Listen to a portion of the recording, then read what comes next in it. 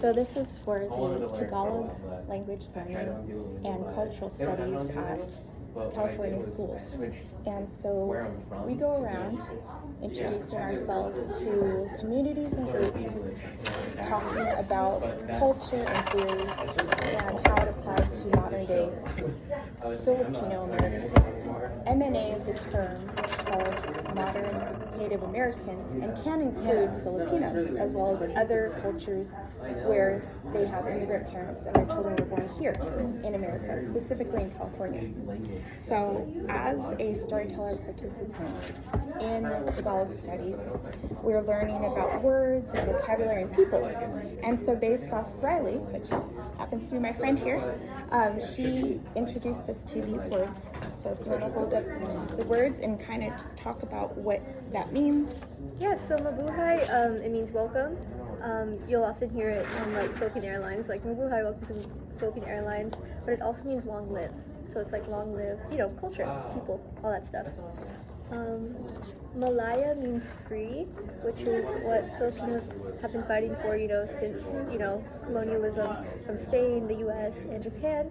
And also, it's the name of an organization which fights anti-fascism in the US and in the Philippines. And then lastly, we have Ka, which means together. It's the logo of a lot of long-time Filipino movements, such as the Katipunan for the Spanish, or against the Spanish. And it's also the logo of just a lot of organizations now, like Anak Bayan.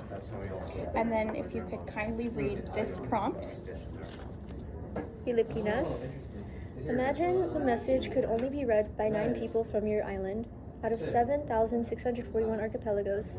Enable the people to have great health to last more than 100 years. If you had 9 pages to tell a story about you and your family sending a message to the universe to save an entire culture that is slowly evaporating, how would you communicate? So using Riley's remembrance of, how do you say it? Babayan? Babayan. Babayan. We had an exercise today at Irvine Valley College where we could talk in Babayan, and this says, they killed our elders and mothers by chemotherapy, fake cancer diagnoses, and chemical warfare poisoning. And this is how it would be written if any of the natives were to write in the caves. That's something that might be posted.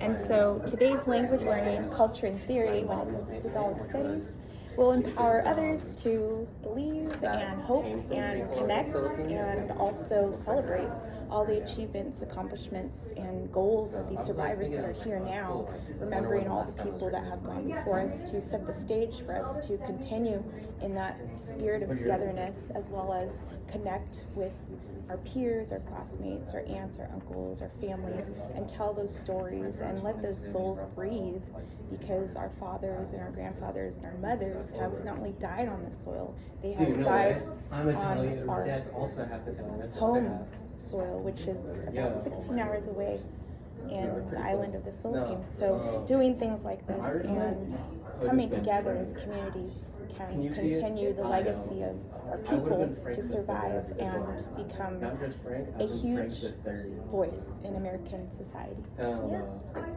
That was beautiful. That was beautiful. Thank you. Thanks for tuning in.